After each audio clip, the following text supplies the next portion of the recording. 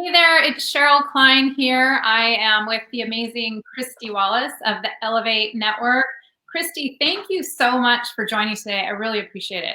Thanks for having me, Sheryl. I'm honored to be here. I've written down a couple of the amazing milestones, and I'm going to have you talk about each one of those. But wow, congratulations on your 200th podcast. As I've been doing these, I know that we're at 40. 200 seems like a long way down the road. So congratulations on that consistency and impact. Can Thank you can you tell me a little bit about the podcast and, why you started, who it's serving, and kind of some of the responses you're getting? Yeah, so we started it, 200 weeks ago. Feedback from our community and my own life and the lives of people we work alongside, which is, you oftentimes feel like you're the only one struggling, or you feel you might be the only one who failed, or you may have a dream of starting your own business or getting to the C-suite, but you don't have that role model to learn from and follow. You might have struggle with time management or how to, balance it all. And there's so many times in our life where just hearing from others and gaining inspiration from others is not only inspiring and informative, but it's comforting to know that someone else has had that experience or walked in those shoes. So we realized we have such a depth of knowledge, experience, diversity of thought and background in the Ellevate community, and we really wanted to pull that out and get it out there. So we started the Ellevate podcast, Conversations with Women Changing the Face of Business. And it comes out every week. You can find it through the Morning Boost, which is Ellevate's daily newsletter. You can also find it on Stitcher and iTunes and iHeartRadio and Spotify and all the normal places. But it covers the gamut of everything you need to know about being a woman or an ally in business. And it's been an inspiring journey for me. Every single conversation, I'm blown away. I learned so much, and I've grown personally and professionally just through the power of those connections with other people and the stories that they share. Yeah, so that is really incredible. And again, congratulations on your consistency. And it's amazing that there is something these days when you can be at the gym or on your drive to work or what have you, and just get kind of also a boost of hope and some tools. So that's incredible. And I'd say, so my dad listens to it. He'll always send me a text and say, I was just listening to the podcast. This is really interesting. Or I'll be at a conference or an event and in a conversation with someone, and all of a sudden I hear someone behind me go, oh my gosh, you're Kristy. I hear you every day going to work or at the gym. Someone told me as she's making dinner for her kids at night, she puts it on in the kitchen. So it's a great way to just get that boost of confidence or inspiration that I think we all need so often. Yes, definitely, for sure. I found that too with my book. People tell me the interesting places they have my book. Some of them are good, some of them not so good. But I think podcasts are really great and convenient. So it sounds incredibly helpful. Now, as if being CEO of Ellevate isn't a big enough endeavor, you're also an innovator and a very big influencer in the space for diversity and an advocate there. So can you share a little bit about that, why you're passionate about it, and what kind of spurred you into action and into doing all these amazing things? Yeah, so it started a number of years ago. I was working at a company, it was called Vault.com, and it was a career media company. Many of you might know the Vault Guides, the top law firms, the top investment banks. And we were doing a career fair, it was a diversity career fair. And this is back in probably 2005, 2006. And it was a diversity career fair focused on the legal industry. And there was such a pipeline issue, lack of diversity within the legal industry, and there still is today. And so we really wanted to disrupt that. And so we brought together thousands of law students and candidates to connect with law firms. And at the end of the event, I was so excited, and someone, went up to someone who had this whole stack of paper resumes, because that's still what we had at the time. And I was like, this is great. I'm so honored that we're making magic happen and we're creating change. And this person said, yeah, well, but we only hire, students from these top schools and that graduate in this top percent of their class. And so even though we have all these great candidates, it's really only one or two that fit those metrics. And I was blown away. And just like that, we need to change this. Nothing will ever change if we don't change the underlying structures and systems that keep diversity from happening. We have a world and business structures that are built during a time when there's such lack of diversity. And those are areas that just haven't innovated and haven't grown over time. So I joined Ellevate Network about 6 years ago, and Ellevate is a community committed to helping women succeed in the workplace and beyond. One way in which we accomplish that is working with corporate partners. We need to work with companies to understand what are the barriers and roadblocks that are existing within their organizations, and how can we be a partner in changing that? And also, how do we help women get ahead, connect to that inspiration, those opportunities? And over time, as I've been at Ellevate, a lot has changed. My own personal thinking of the evolution of thought within our society. The biggest thing that I've realized, and it's really important, and I want to call it out, is that as we talk about equality in the workplace and in the world, we like to put things in these big buckets and say, okay, gender equality, let's support all women. And the reality is that we don't have equal access to opportunity within this group, within this bucket. Depending on your race, your identity, you are oftentimes facing barriers that others aren't. And so something that is critically important to me and to the whole Ellevate community is being active participants, not just in our own success, but in the success of others, and removing those barriers and roadblocks, and supporting everyone in our community and beyond in getting equal access to those opportunities. We need to kind of really push ourselves to do more, and to not just think in terms of our identity, but to take the time to understand the identities and experience of others, and to use our privilege to create greater change. Mm-hmm. So from that moment of that career fair many, many years ago to today, I'm happy that the conversation is changing, but we still have so much work to do. And that's a critical part of what we do here at Ellevate, is breaking down those barriers, changing the world of business, and creating real community that doesn't exist in a vacuum. Yeah, and I want to really honor you for bringing that up, because my eyes were wide open. A couple months ago now, I interviewed Kelly McElhaney of the UC Berkeley Haas School of Business. Mm-hmm. He is the founder of the Center for Equality, Gender, Equity, and Leadership. Mm-hmm. And this is exactly what she's talking about. So not only is she talking about it, but she's a researcher, and she researches and speaks all over the world. And she was speaking exactly to your point. And it's not gender equality. It's not just a matter of women and men. It's looking at women and how it's just not equal within our female, or people who identify as female. It's not only that bucket. There are many, many other sub buckets, so to speak. And so it's real. It's proven, because she sees it, and this is her area of expertise and research. And it's not always a comfortable thing to talk about. So I want to really honor you for putting it out there, and having the courage and the confidence to talk about it. Because as we learned when, we were at the same World Changing Women's Summit, it can be a pretty heated topic. Mm-hmm. And I think we need to have the courage to talk about it so we can find some real solutions. So thank you for taking that head on. Of course. And I would just say, as a follow-up to that as well, so we're talking about the podcast. I mean, we're intentional about everything we do. You look at the voices we're amplifying through the podcast or through everything at Ellevate. It's important to us that it's not just one story. It's not just one narrative or one experience.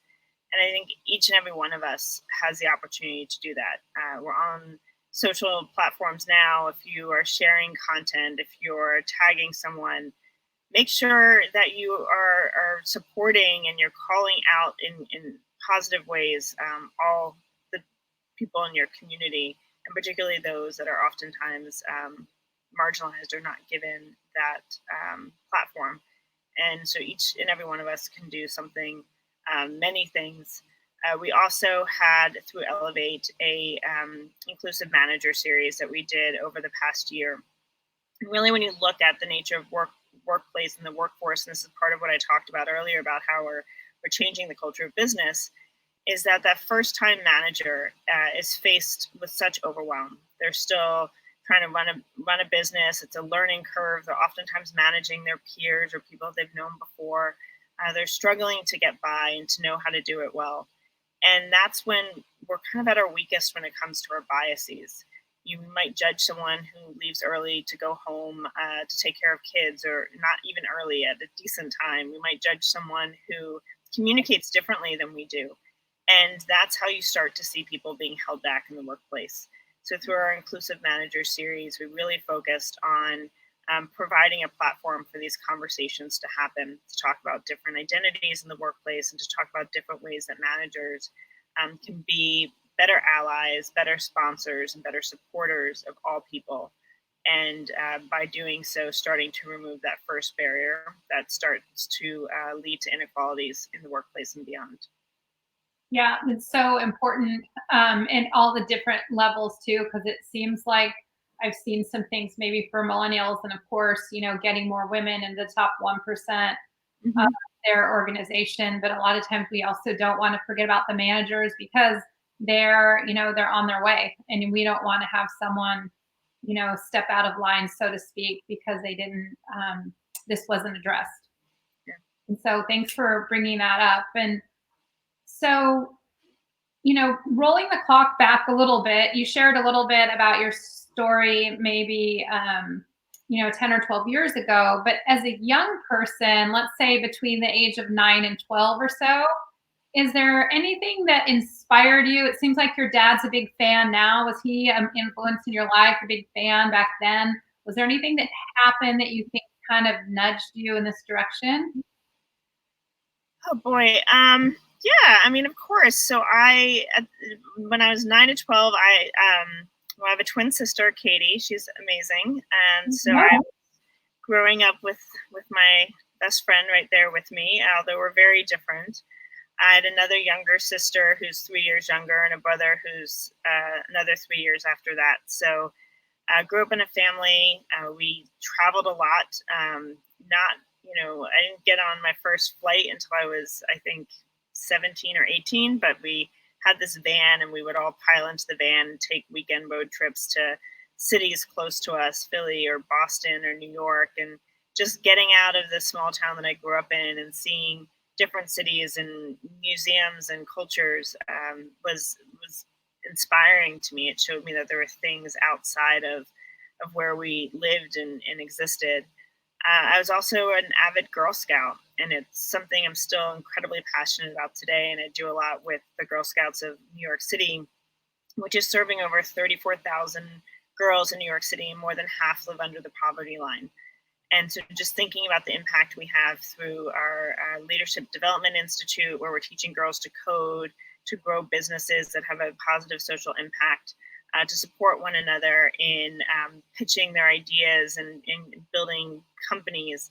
It's inspiring to see how the Girl Scouts has evolved. But back when I was, a 9-year-old, and I'm learning how to sew, or I'm learning how to write a book, or how to support and volunteer in my community, those were all foundational values and traits that I hold on to today.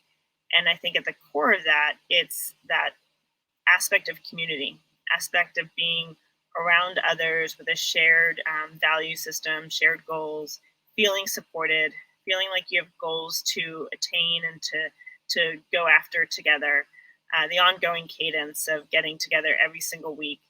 All of that is still true today. When I think about how I am as a professional woman, and it's about, setting goals and accomplishing those goals, and knowing you don't have to go it alone, and you have that community, and building in that cadence for community building and networking.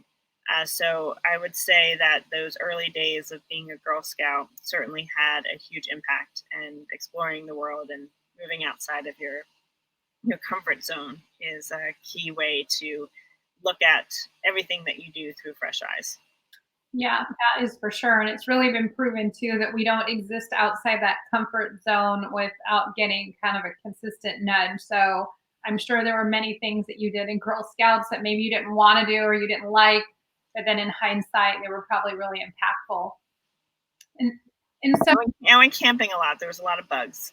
oh yeah, you're pleased with bugs. Okay, that's good. Um, Now, if you don't mind, I'm going to ask you a question that maybe is a little bit uncomfortable, but we want to make sure that you're a real person, meaning that you were not born into this world as the CEO of Ellevate and spearheading all of these amazing initiatives as an advocate, as an investor, as an influencer.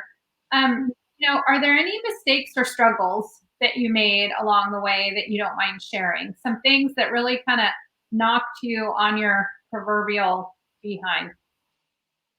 And there were so many. There's so many. Still every day. I mean, do you want to know what happened today? No. I would say, two things stick out to me, and I guess I'll mention them. They're top of mind because of some of our earlier conversations today.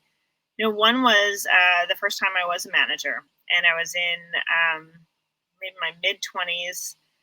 My career was everything to me. I worked really hard at it, and suddenly I was managing peers that I'd worked alongside of for a long time. It was a sales role that, I wasn't fully comfortable with sales in many ways. I'm much more of a relationship person versus the dial for dollars type person. And so it's forging my path and my identity, both as a professional, both as someone who was in this field that, I was trying to make it authentic to me, and as a new manager. And I was struggling. I felt a lot of anxiety. I felt like I wasn't up to par, a lack of confidence, and ultimately, was very successful in that role. I was head of all of our revenue operations when we sold the company, and I was then tasked with growing the business globally. And I want to credit that initial anxiety and that doubt with being a key time for me to kind of show that vulnerability with my team or with my friends and my peers. And I got such support and confidence from those connections that it helped me navigate that time, and it continues to help me navigate that time. And being the leader of a company is still not a perfect science. I mean, we're making decisions and the wrong decisions all the time, and struggling with situations. And I continue to lean on my peers and my network to support me during that time. The other story that I'll tell is the first time I had to pitch for money. Mhm. And I tell this story because it's all I wanted to do. And I remember saying to the founder of the company, and I was on the founding team, like, I really want to pitch. I want to, I'm working on the deck and I'm working on the model, and I want to be out there pitching investors. So there's a pitch competition. They tend to happen a lot in New York City and other places where, a bunch of companies go. It's kind of Shark Tank style, and you pitch to potential investors, VCs. They give you a lot of feedback and some money awarded. And I wanted it so bad to be up on stage, and I got the opportunity, and I bombed it. I was so nervous. I was sweating.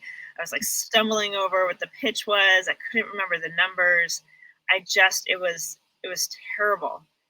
And it really shook me because it was something that I really wanted.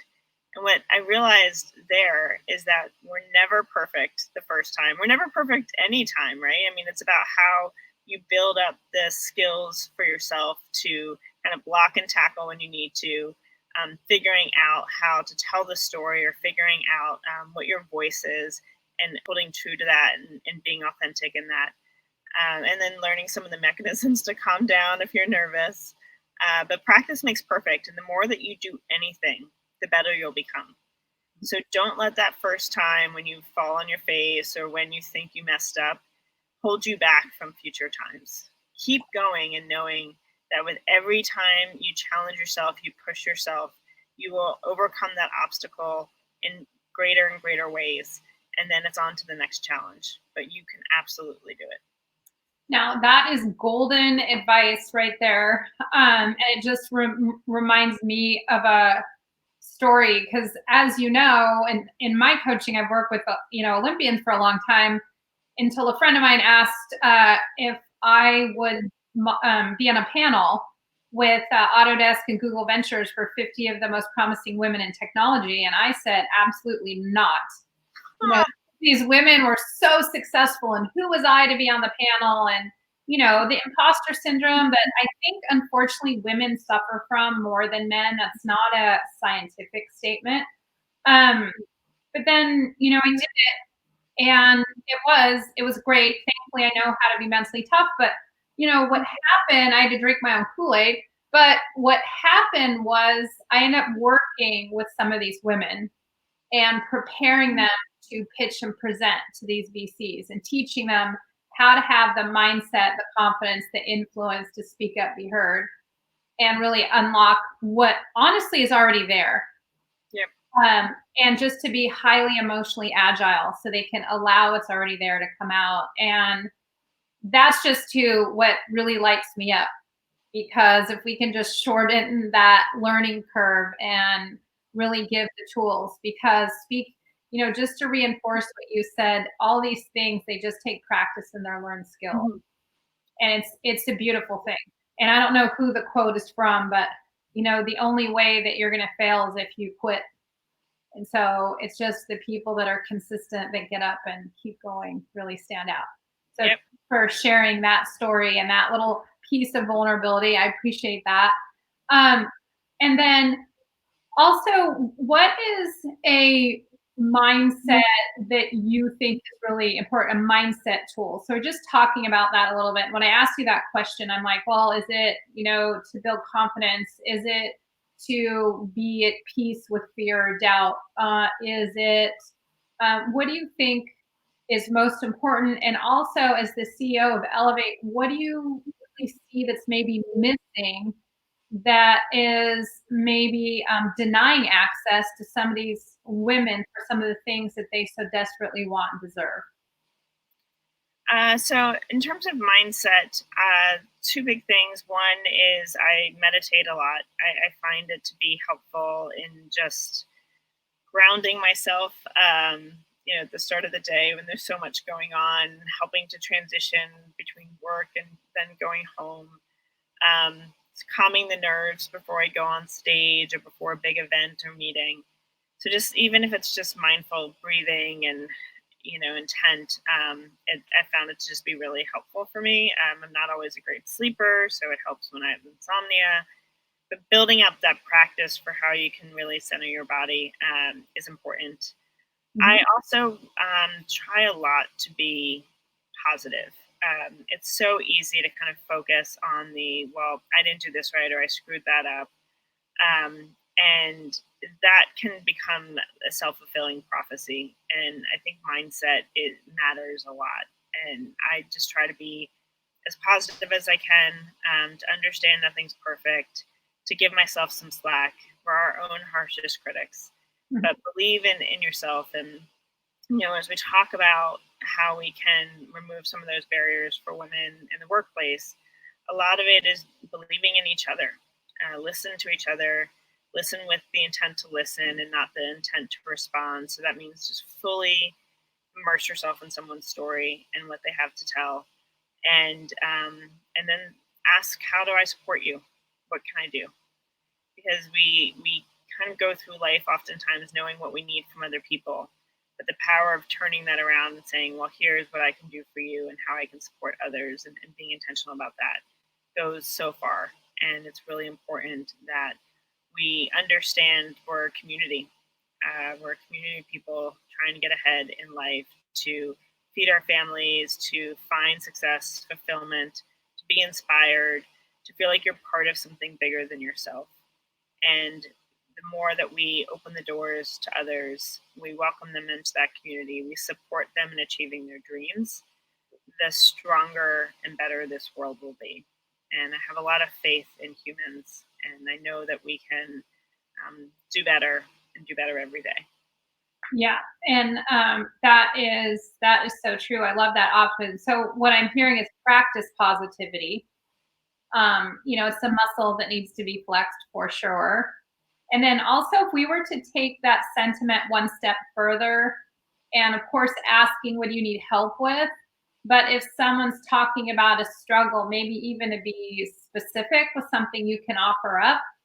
Even, I mean, what do you think about saying, you have a big meeting, do you want me to come in a little early so you can pitch to me first?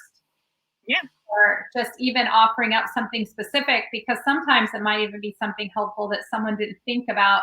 And then all of a sudden it's customized. It's almost like getting a gift, honestly. yeah. I love that. That's perfect. Because so often if someone's like, "Well, what do you need? How can I help?" and we almost I don't know. paralyzed by that. It's like I don't know. But if it's, well, what's on your mind right now? What's weighing on you? Like, what's keeping you up at night? Those are the things that then you really understand what someone's challenge is, and you can offer up ideas and solutions that they don't even know to ask for, or they may not feel comfortable asking for. But I love that recommendation. I mean, let's role play your presentation, this tough conversation you're having. There's so many ways that just by being a friend, a colleague, a peer, a mentor, a sponsor, just an advocate for someone else, that we can help overcome some of those things that hold us back. Yeah, and also I've seen the power of this too, from subordinates up to the leaders and the other way around. So I really want to put out there and encourage people that may be less experienced, if they're talking with a senior leader and maybe they have to have some tough conversations, say, "Hey, do you want to practice? Yeah, Or can I help you with that?" And then also, have the courage to ask for help, when's needed. And, of course, for the senior leaders to ask, just get specific about it can be really powerful. absolutely. And then, so as we wind up our conversation, is there a message that, I mean, you've already given us some really gold nuggets of information and messages already, but is there something that you want to leave everyone with? Yeah, just take action every day. So in June 26th in New York City, we'll have the Ellevate Mobilize Women's Summit. And we created the event 4 years ago to amplify and mobilize the power of women and allies to create change in this world. We know when we work together that big transformational change will happen. And we use it as a platform to really address all the ways that we can affect the issues that impact our lives, our communities, our workplaces, and our world. So, how to be a better, stronger leader who is creating big change. We had Ajay Banga from MasterCard talking about the things that he was doing around LGBTQ rights to help bring financial security to those in the community. We talk about how Patagonia is looking at the impact of their business on their supply chain and how they're looking to counteract that impact. We had Valerie Jarrett, who was a senior advisor to President Obama, talking about getting involved in political advocacy and running for office. We had individuals from domestic violence to Black Lives Matters talking about what are the ways in which they stood up and used their voice around the issues that impacted themselves and their community. And so what we look to do at this event is, across the spectrum of society, what are the most pressing issues, and how can we all come together to amplify our collective power to create change around that. So if you want to think that 364 days a year, Ellevate is here to ensure that women continue moving forward in the workplace and the world. And then at the Mobilize Women's Summit, we take that power and we use it for good. And it's a great day. It's a great event. And I would love to have all of you join us. It's virtual, online, as well as in person in New York City, June 26th. Wow, that sounds like an incredible event, and I will definitely love to attend. I want to add that I'm a very proud Ellevate member now, and I've been loving every minute of it, and look forward to taking advantage of some of your honestly incredible, incredible resources. So if you do not have the Ellevate podcast, you're not subscribed, go ahead and do that. You've already had your 200th episode, which is incredible. And then you also have access to all those back episodes. There's also a Raise Her Voice series for International Month of the Woman going on right now.